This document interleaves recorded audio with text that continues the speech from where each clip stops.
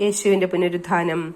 Sabbath കഴിഞ്ഞപ്പോൾ മഗ്ദലന മറിയവും യാക്കോബിന്റെ അമ്മയായ മറിയവും സലോമിയും അവനെ അഭിഷേകം ചെയ്യുന്നതിനു വേണ്ടി സുഗന്ധദ്രവ്യങ്ങൾ വാങ്ങി. ആഴ്ചയുടെ ആദ്യ ദിവസം അതിരാവിലെ സൂര്യൻ ഉദിച്ചപ്പോൾ തന്നെ അവർ ശവകുടീരത്തിലേക്ക് പോയി.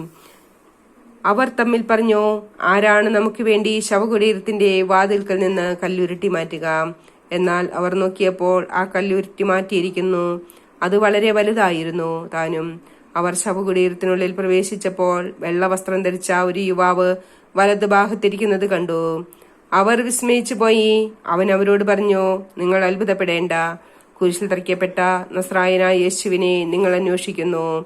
അവൻ ഉയർപ്പിക്കപ്പെട്ടിരിക്കുന്നു. അവൻ ഇവിടെയില്ല. നോക്കൂ, അവർ അവനെ സംസ്കരിച്ച സ്ഥലം.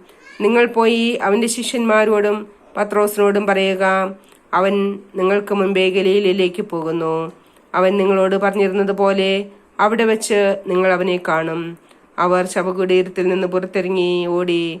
എന്തെന്നാൽ അവർ പേടിച്ചു വിറയ്ക്കുകയും ആശ്ചര്യപ്പെടുകയും ചെയ്തിരുന്നു. അവർ ആരോടുമൊന്നും പറഞ്ഞില്ല. അവർ അത്യന്തം ഭയപ്പെട്ടിരുന്നു.